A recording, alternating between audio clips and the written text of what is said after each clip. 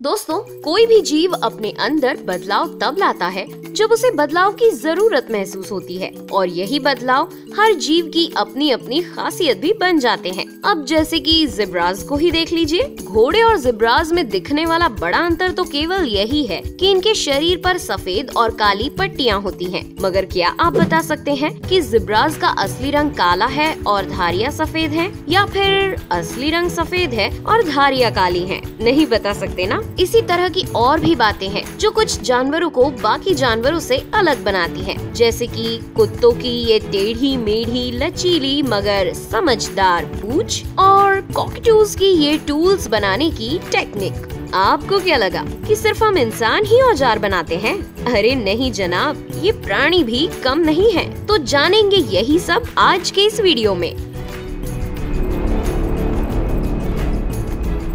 क्या आप जानते हैं कि हर जानवर अपनी पूंछ का अलग अलग इस्तेमाल करता है? जैसे कि बंदरों के लिए पूंछ का इस्तेमाल पेड़ों की टहनियों पर लटकने में मदद के लिए किया जाता है। चूहे इसका इस्तेमाल बॉडी बैलेंसिंग के लिए करते हैं। लोमड़ी के लिए ये एक तकिए के जैसा है और हिप्पोपोटेमस इसे अपनी साफ सफाई के लिए इस्तेमाल करते हैं। लेकिन डॉग्स के लिए पूंछ एक खिलौना भी है और अपनी भावनाएं व्यक्त करने का जरिया भी। क्या कभी आपने नोटिस किया है कि कुत्ते अपनी दुम सिचुएशन के हिसाब से अलग अलग तरीकों से हिलाते हैं? वो हर बार एक जैसी पूंछ नहीं हिलाते। बस हमें समझना पड़ता है कि अभी वो हमसे क्या कहना चाह रहे हैं। डॉग्स की पूंछ हर वक्त हरकत में होती है, लेकिन ये बात सिर्फ यहीं तक नहीं है। जब डॉग्स अपने किसी पहचान वाले इंसान से मिलते हैं तो उनकी पूंछ का झुकाव राइट साइड होता है और उस समय इनकी दुम को इनके दिमाग का दाहिना हिस्सा ही कंट्रोल करता है। लेकिन अगर पूंछ का झुकाव लेफ्ट साइड हो तो इसका मतलब है कि वो खतरा महसूस कर रहे हैं और इस समय डॉग के ब्रेन का बायां हिस्सा काम कर रहा होता है। कुत्तों की पूंछ का उनके दिमाग से गहरा संबंध होता है।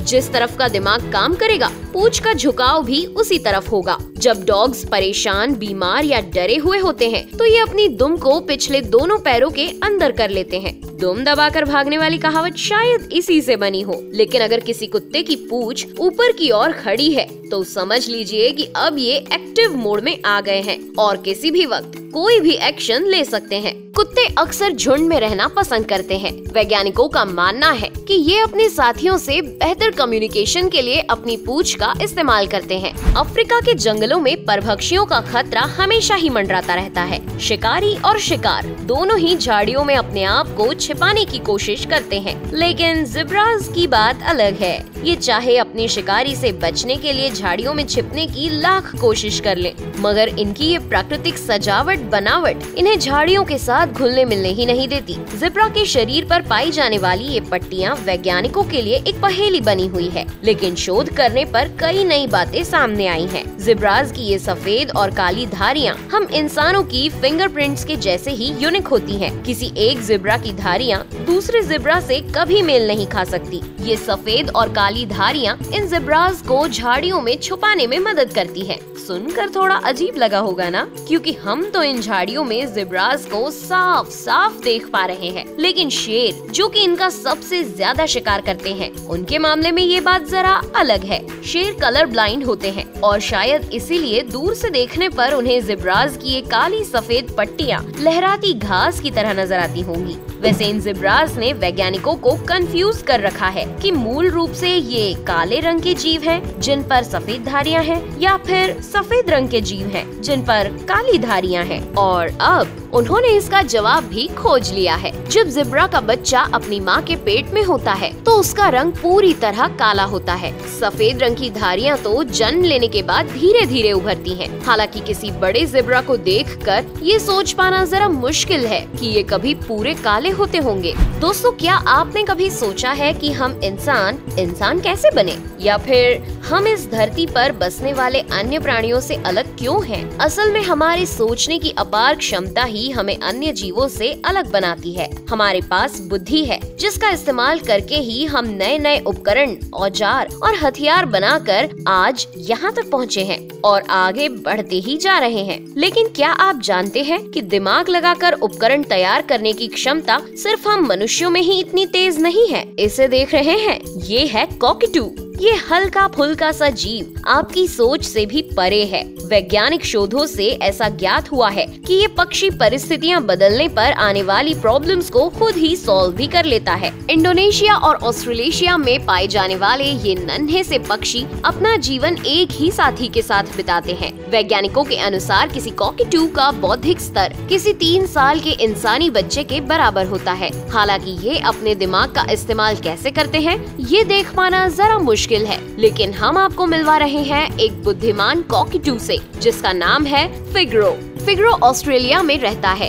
इसकी बुद्धि का परीक्षण करने के लिए जब एक बंद प्लेटफॉर्म पर मूंगफली का दाना रखा गया तो आप देखकर दंग रह जाएंगे कि इसने कैसे अपना दिमाग लगाकर उस दाने को इस जटिल बॉक्स से बाहर निकाल लिया। फिगरो के सामने है मूंगफली का दाना और एक लकड़ी का मोटा टुकड़ा। फिगरो ने मूंगफली के दाने को पाने के लिए पहले तो लकड़ी का परीक्षण किया और फिर बॉक्स के होल से मूंगफली के दाने की दूरी का परीक्षण किया और फिर अपने दिमाग में कोई कैलकुलेशन करके काम शुरू कर दिया। और ऐसा करने की उसे कोई ट्रेनिंग भी नहीं दी गई थी। ऐसा सब उसने अपनी बुद्धि का इस्तेमाल करके ही किया था। कॉकटूज अपनी जीभ को बिल्कुल वैसे ही इस्तेमाल करते हैं जैसे हम इंसान अपनी उंगलियों को। कॉकटूज की इस बुद्धिमत्ता को देखकर चौंक गए ना आप।